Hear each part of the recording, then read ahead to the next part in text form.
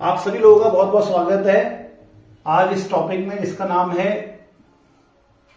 कि मिसल फॉर्मेशन के वक्त आखिर एंट्रोपी में किस प्रकार से बदलाव आएगा। जब मिसल बनेंगे तो एंट्रोपी बढ़ेगी या एंट्रोपी घटेगी। ये बहुत इंपॉर्टेंट है क्योंकि ये बिल्कुल ही एक्सेप्शनल केस है। तो बच्चों, जब भी पहले मैं आंसर लिखा देता हूं, then I will explain you the answer.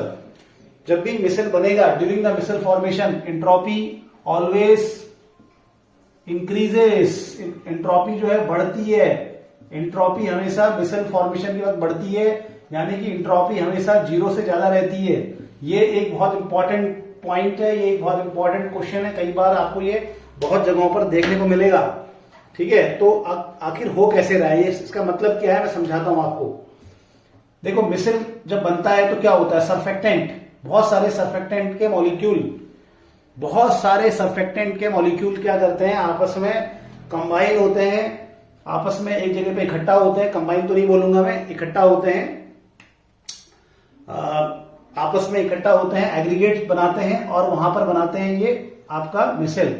तो सर्फेक्टेंट के molecule they come close, the surfactant molecule come close and they form a aggregate, they form an aggregate that is known as micelle. तो surfactant के molecule एक दूसरे के नजदीक आते हैं, ऑयल पार्टिकल के नजदीक आते हैं और वहां पर वो मिसल बनाते हैं। ये मैं पिछली बार भी आपको पिछली क्लास में बता चुका हूं, मिसल बन रहा है। ठीक है, फिर ये मिसल कुछ बहुत सर्फेक्टेंट में ब्रेक होता है, सर्फेक्टेंट के मॉलिक्यूल दोबारा मिसल को बनाएंगे, मिसल दोबारा सर्फेक्टेंट को बनाएगा, ऐसे ही चलता है आगे पीछे और इक्विलिब्रियम आ जाता है कुछ समय के बाद।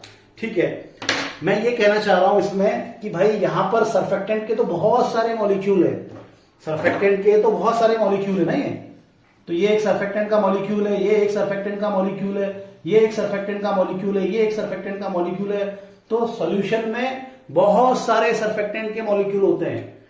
अरे भैया, बहुत सारे सर्फेक्टेंट के मॉलिक्यूल बिखरे हुए होते हैं, यहां वहां पड़े हुए होते हैं।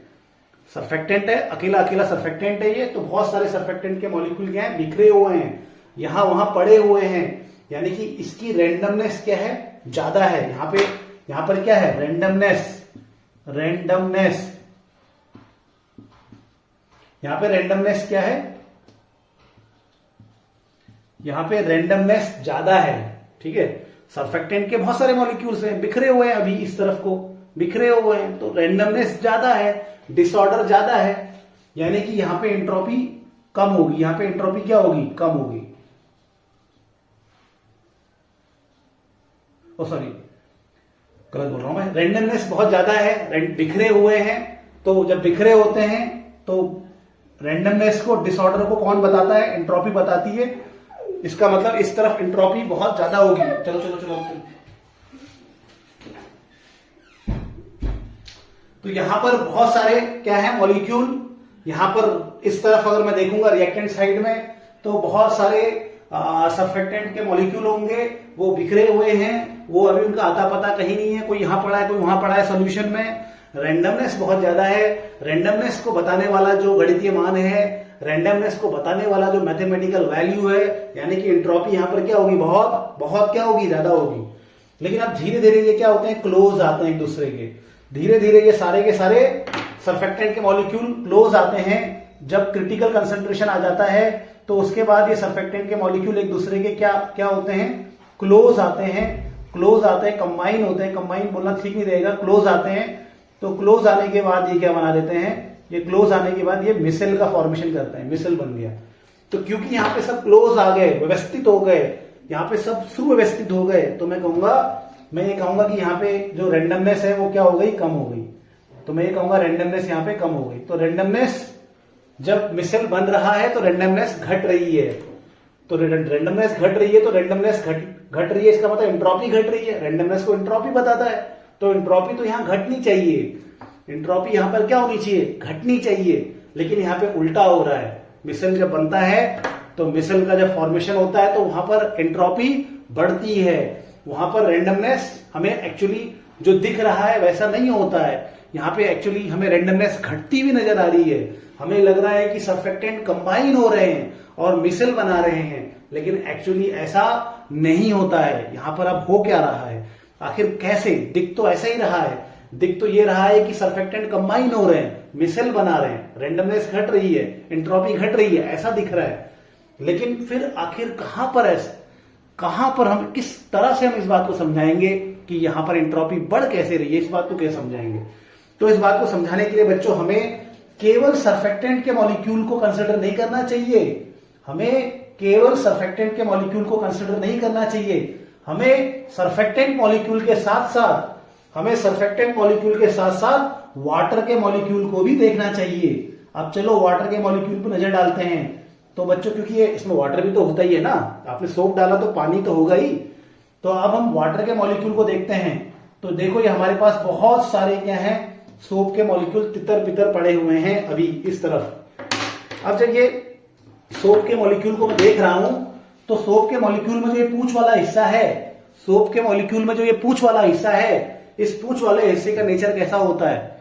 इस पूंछ वाले हिस्से का नेचर होता है हाइड्रोफिलिक, ये हाइड्रोकार्बन होता है। ठीक है, ये पूंछ वाला हिस्सा क्या होता है? हाइड्रोफिलिक होता है। ये पानी को क्या करता है? रिपल करता है, तो पानी को रिपल करेगा। ठीक है, और ये जो पूंछ वाला हिस्सा है वाटर को पसंद नहीं करता, ये हाइड्रोफोबिक होता है। अगर मैंने हाइड्रोफिलिक बोल दिया होगा तो सॉरी, माफी चाहूंगा। ये पूंछ वाला हिस्सा हाइड्रोफोबिक होता है, पानी को पसंद नहीं करता। लेकिन ये हेड वाला हिस्सा क्या होता है? ये हेड वाला हिस्सा चार्ज होता है। चार्ज होने की वजह से ये वाटर को अपनी ओर खींचता है और इसके चारों तरफ हमें बहुत सारे वाटर के मॉलिक्यूल अट्रैक्टेड दिखते हैं, ऐसे करके ऐसे अट्रैक्टेड दिखते हैं। तो ये देखो, ये अट्रैक्टेड हो गया ऐसे। तो ये वाटर के मॉलिक्यूल इसके चारों तरफ क्या है, अपने आप को इस तरह से अट्रैक्ट कर लेते हैं, इसकी ओर अट्रैक्ट हो जाते हैं। लेकिन जब ये मिसल बना लेता है बच्चों, जब ये मिसल बना लेता है तब क्या क्या दिक्कत हो जाती है? जब ये मिसल बना लेगा, सॉरी मैंने मिटा दिया इसको, तो मिटाना नहीं चाहिए था मैंने। जब ये मिसल बना लेगा तो ये जो आपके सोप के मॉलिक्यूल हैं, ये जो आपके सोप के मॉलिक्यूल हैं, ये सोप के मॉलिक्यूल ऐसे ऐसे करके इस तरह से इसके टेल वाले पार्ट तो अंदर को हो जाते हैं और हेड वाले पार्ट बाहर को हो जाते हैं।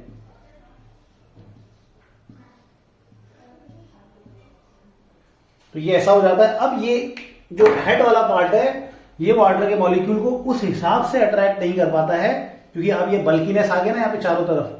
ये जो सिर वाला हिस्सा है, इसके और वाटर के मॉलिक्यूल अट्रैक्ट तो होते हैं, लेकिन उतने ज्यादा अभी अट्रैक्ट नहीं हो पाएंगे, क्योंकि यहां पर ये इसका हेड इसके हेड से क्लोज है।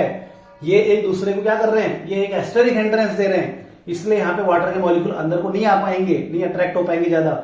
और यहाँ पे बहुत सारे वाटर के मॉलिक्यूल क्या हो जाते हैं? फ्री हो जाते हैं।